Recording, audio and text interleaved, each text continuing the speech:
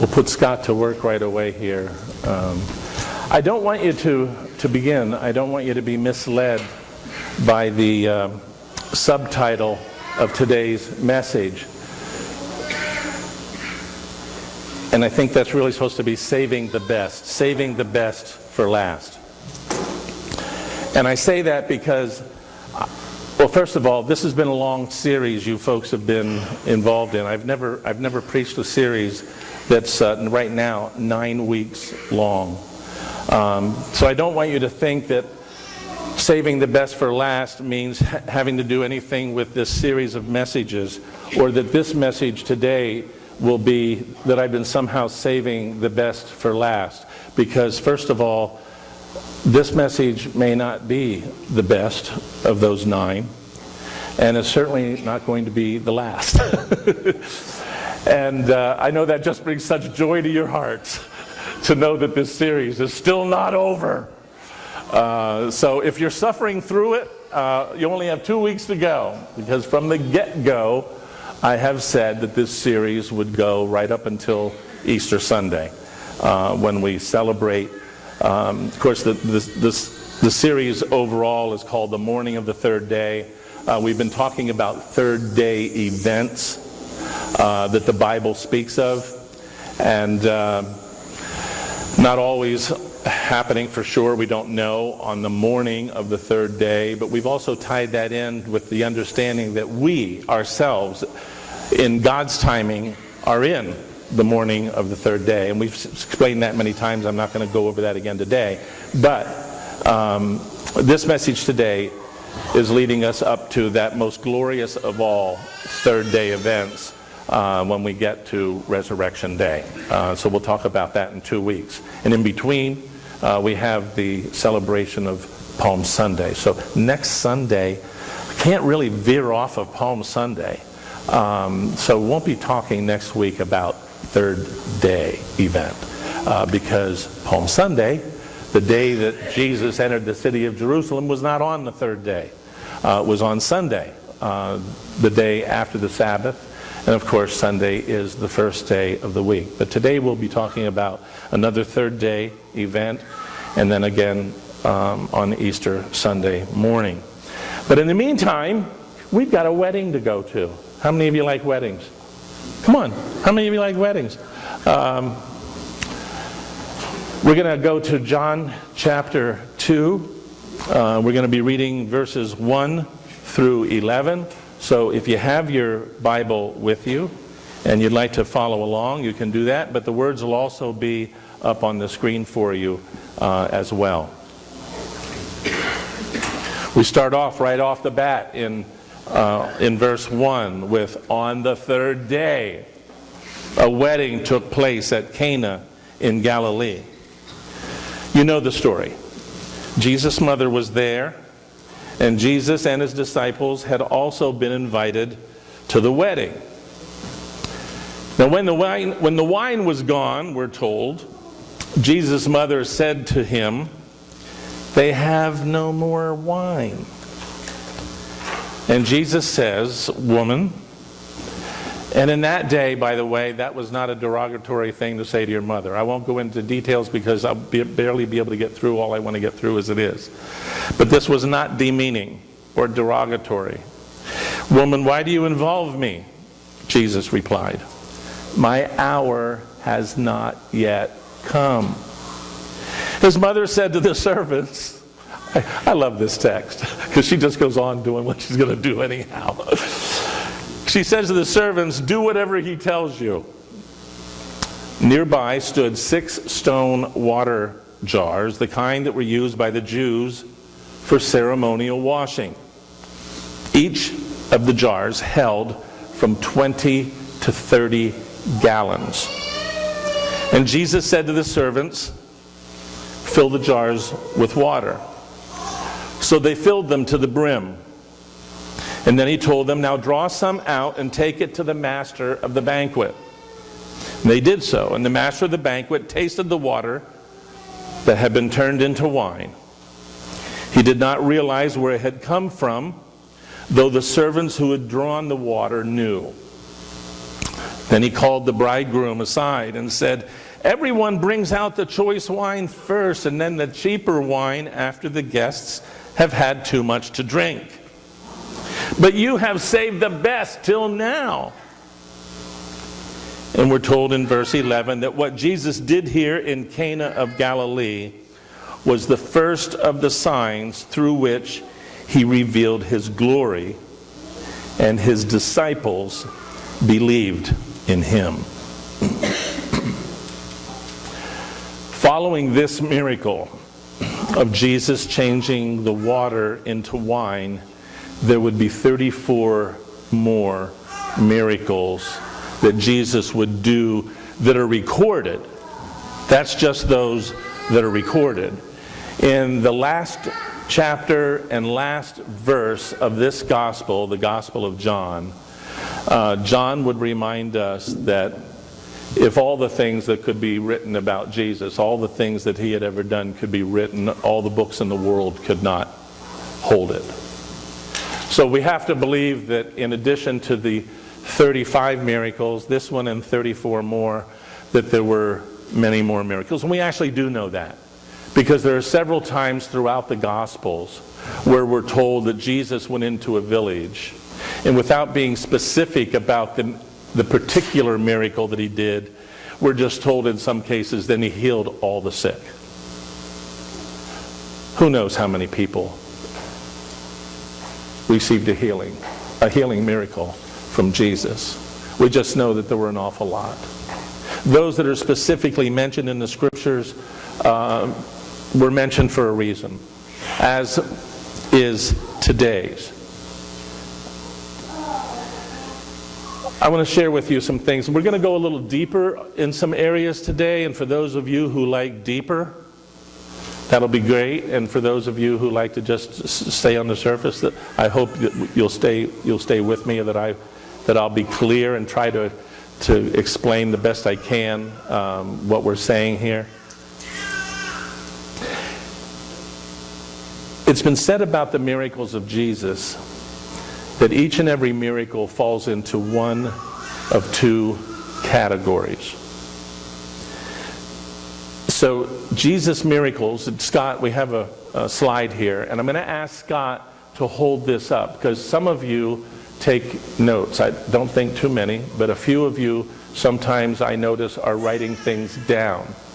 And I know that when I go to a seminar and I'm listening to a speaker, not necessarily a preached message, but they're teaching something that I want to know. And so often you go to these seminars and they don't have papers to hand out. They don't have handouts for you to take home.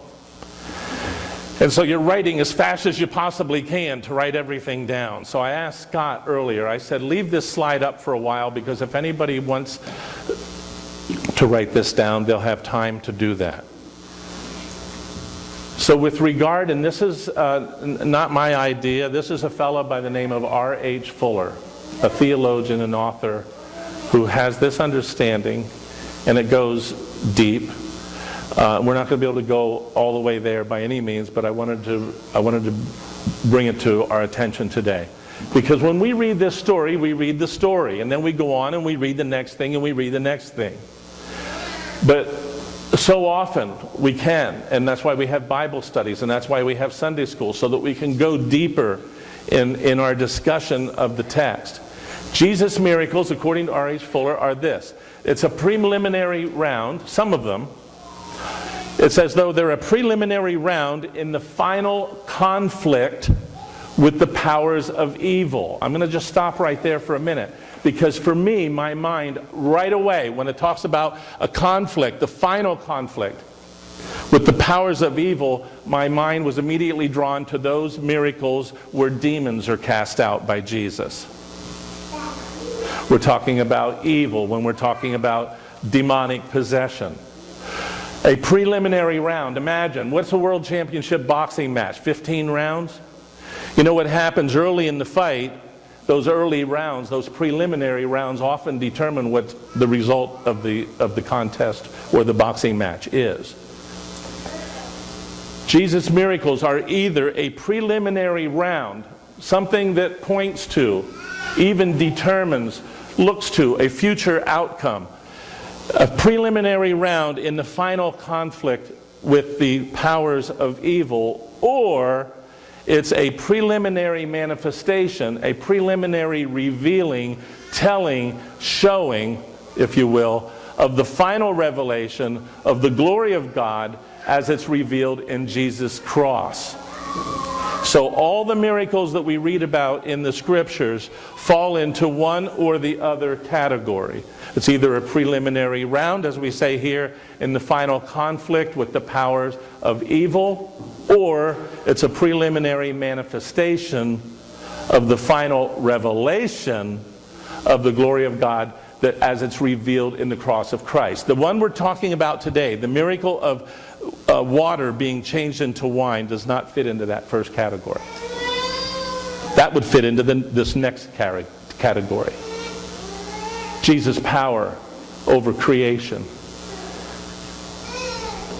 If you think of the first one, and you think of his power over evil, his power over death, all the miracles will fit into either one or the other of these categories. Jesus' miracles were never done. As we read them, like I said, we can read them and just move on and say, oh, that wasn't that amazing. He fed 5,000 people with a few fish and a few loaves, and we move on to the next thing. Jesus' miracles were not done for the sake of the situation he was in alone. When Jesus changed the water into wine, it wasn't just for the sake of changing the water into wine to spare the family who was providing for this wedding feast a tremendous amount of embarrassment. It wasn't just for that reason that Jesus changed the water into wine.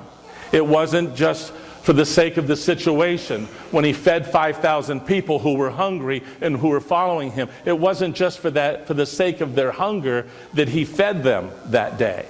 There's much more to it.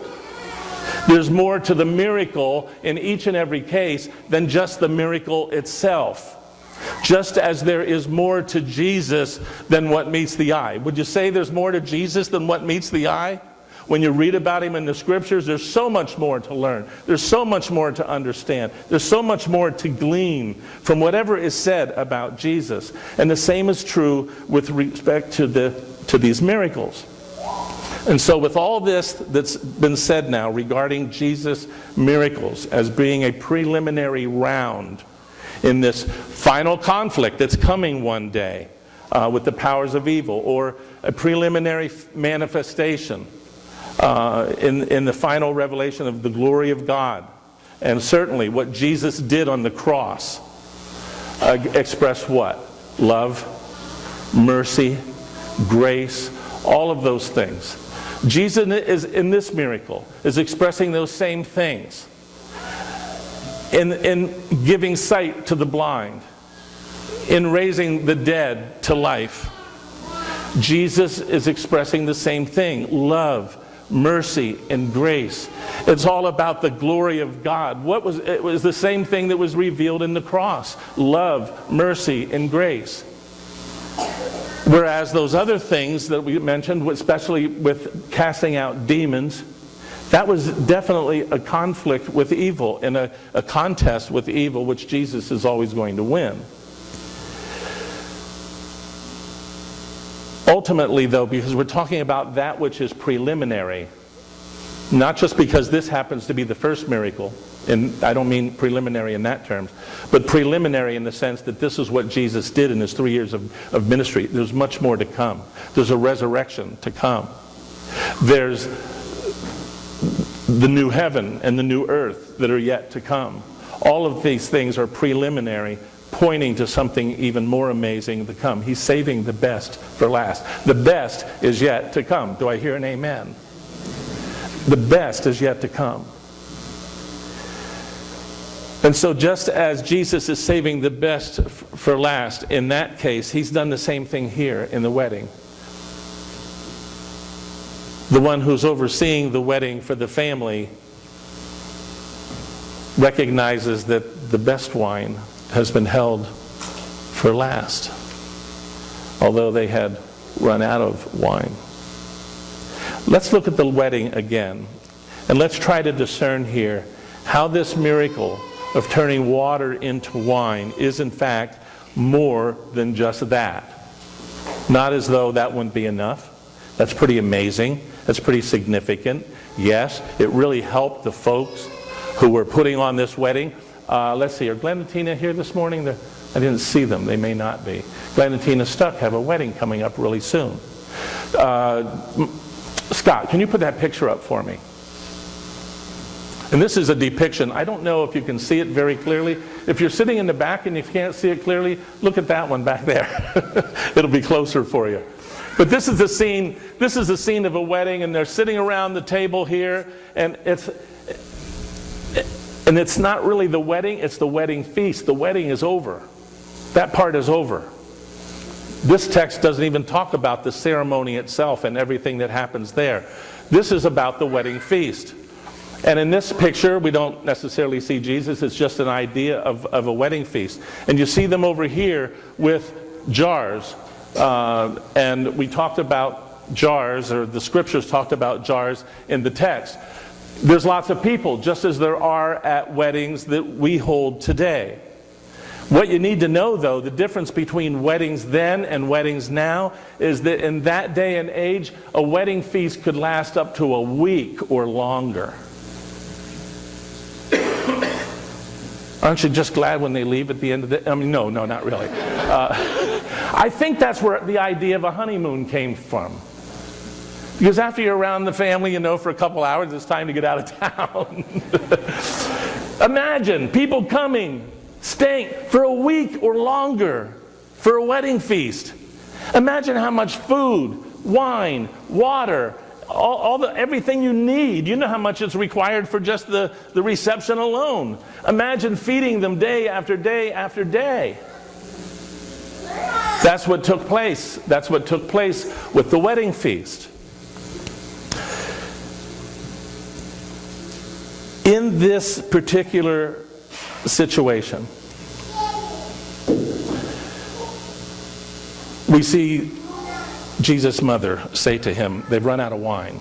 So you can imagine, at whatever stage of the wedding feast, whether it was the first day, the second day, the third day, whenever they ran out of wine, you can imagine how much, like I said, how much food, how much wine it took to have a wedding feast. A lot of it depended, naturally, just like wedding receptions do today. Some are more extravagant than others. Depends maybe on the wealth of the family that's having it.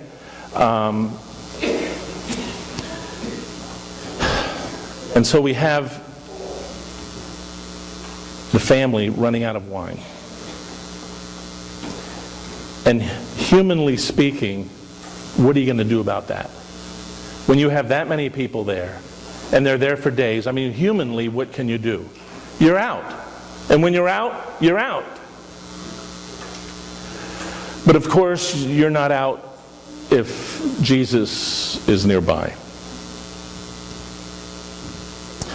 I mean, when one of your wedding guests is the creator of the heavens and the earth,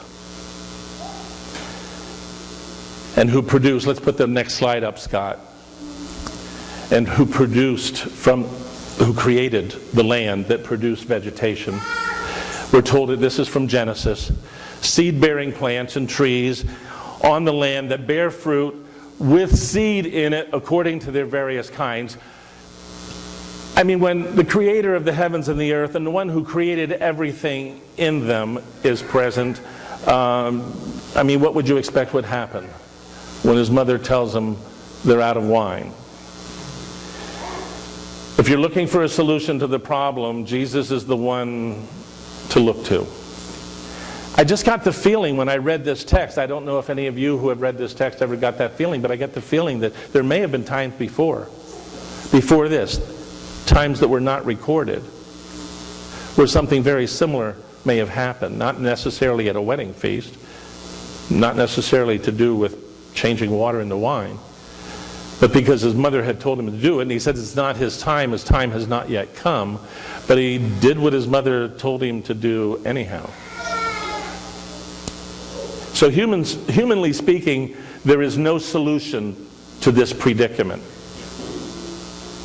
But for Jesus, 120 gallons of water into wine, Or, now that would be the minimum. If these are 20-gallon jars and there were 6 of them, we're talking 120 gallons of water, 450 liters. That becomes no problem for Jesus. And you see, he not only provides a solution to this problem, a solution that I'm sure the family that was holding the wedding was very grateful for. But more than just that, Jesus is the solution. He not only provides solutions to problems, he is the solution, and he's the solution for all of our problems and all of our needs, and that's what we really need to take from this text. You see, it's not only the story here of what happened. This also, by the way, shows a picture of the predicament, the kind of predicament that Jews in particular were in. And we know that Jesus came first for the Jews. This lesson for us and for the Jews, if they could see it, is right here. They have a predicament. They have a spiritual predicament that they don't even realize they have. You know, people who are in their unbelief don't realize they have a predicament with God because their hearts are hard, their minds are shut, they're just in total disbelief with regard to God. They have a predicament. They don't know that Jesus can be the solution for their predicament if they'd only open their hearts and open their minds to him. So some Jews, many Jews, I guess we could say, and Gentiles for that matter, then and now, still don't realize that Jesus is the solution to their predicament, their spiritual predicament in particular that we're talking about here today. And here's the predicament Jews have. In Judaism, Jews are offered a religion. They are not offered a relationship with God. They're offered a religion. Not a relationship. When we talk about a relationship, we talk about a relationship with God the Father through Jesus. Jews in Judaism were tied into all kinds of rituals. Those 6 jars, as it told us in the text, were used for spiritual cleansing. When a Jew came into the home of another Jew, and that would be true in this situation, you can only imagine how many feet had to be washed as these people came in, perhaps day after day, washed with water. That was part of the ritual. When you came into a family's home, the first thing that was done was your feet were washed, because they're in sandals or whatever, and they're walking on dirty, dusty roads. That was tradition, and it was a Jewish ritual, and it was a ritual of cleansing.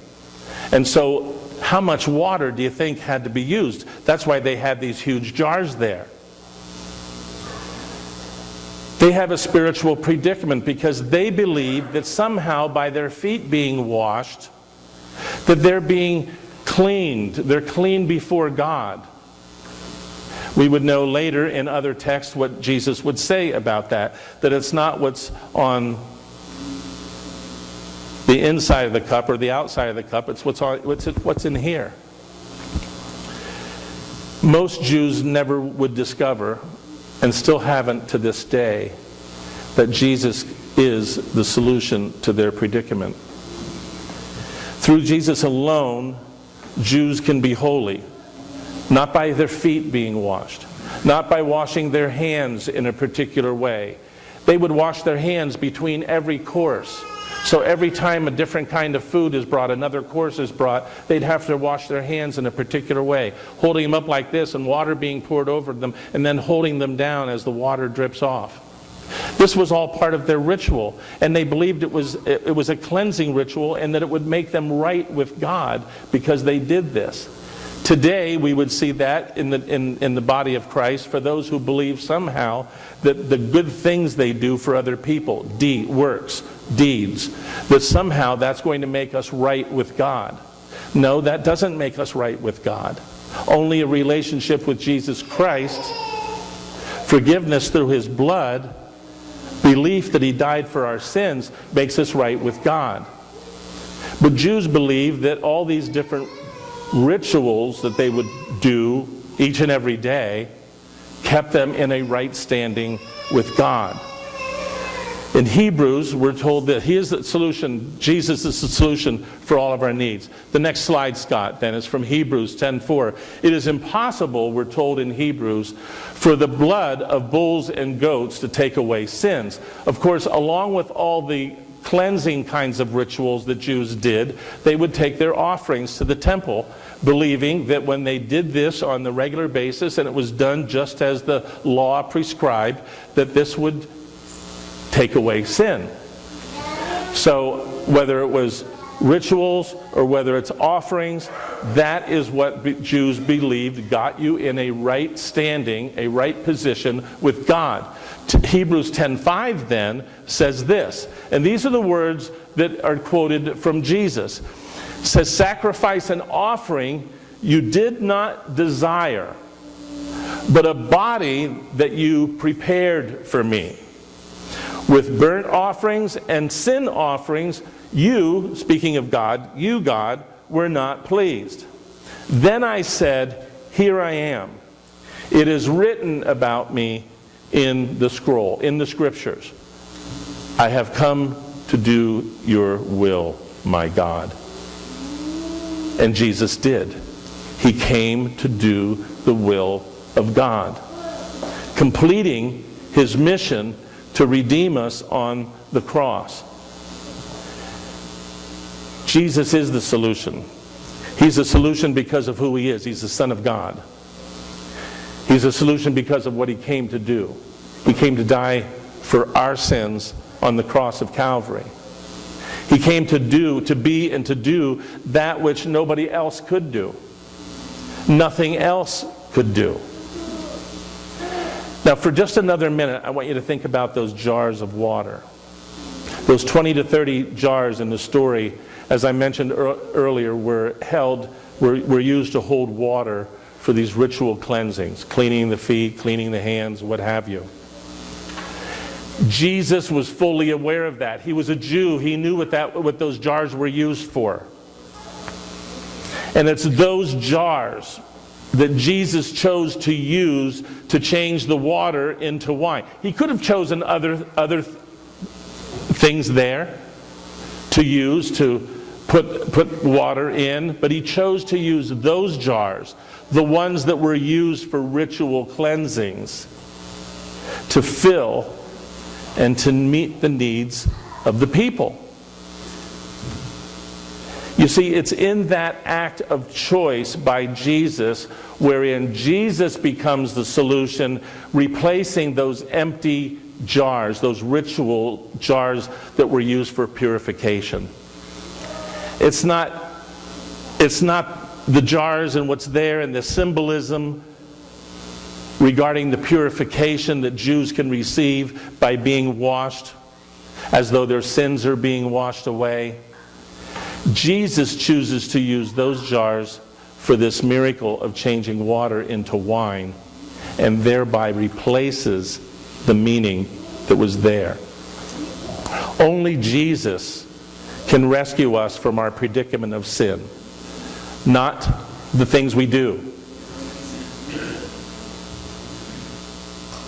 And believe me, growing up in the church, I have come to think and see and witness for myself that there are an awful lot of people who think that the things they do will put them in a right relationship with God.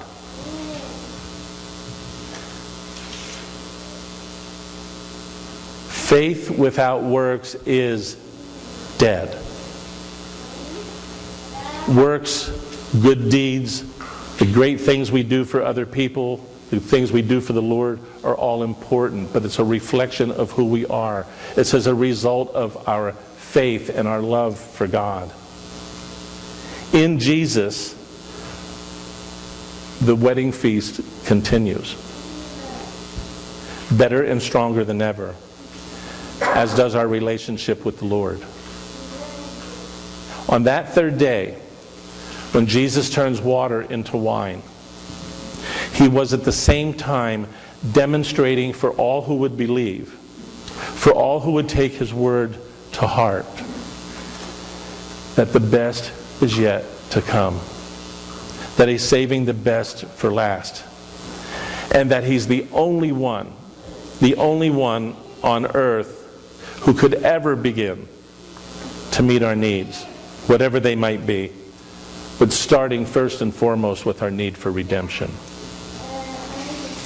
I've shared with you my testimony of how I needed Jesus, that I was far, far away from the Lord. Some of you have been in that situation in your life where you were not walking with the Lord. You came somehow through some revelation of God, whether it was someone God put in your life or whether he spoke into your heart directly or whatever it was. You knew that you weren't where you needed to be with the Lord. I can't even begin to tell you, in those days in my life when I began to realize that I wasn't who God created me to be, that I would simply call out to God saying how much I need him. I didn't fully understand at the time that he was the solution to my predicament. But I did come to know that eventually. And many of you perhaps have come to know the Lord in a similar way, and how he became the solution for your predicament. Like I said, I can't even begin to tell you, not only then, but even today.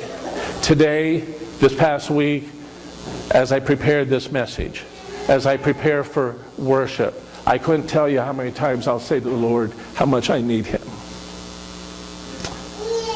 Every single day, I have come to realize I need Jesus. He gives me the strength to do what I do. If I do it poorly, it's on me. It's not on him. But I hope you've come to that place already where you know you need the Lord. And perhaps today you can say you're in a saving relationship with Jesus Christ. But perhaps today you're not in that place. Perhaps today you were where I was.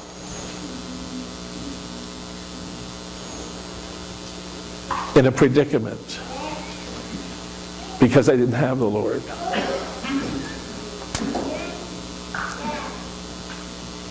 Perhaps today, if you're in that place, you'll begin to seek him. And Jesus tells us in his words that if you seek me, you will find me. That's his promise to each and every one of us. That we don't need to remain in a predicament. We don't need to stay in that place. We can move to that place that God would have us be. And he will be everything we need. We're going to sing as we close, Lord, I need you. Some of the tune is going to be very familiar to you from one of the great hymns that we sing in the church. But if you'll stand with me right now, let's sing together, Lord, I need you.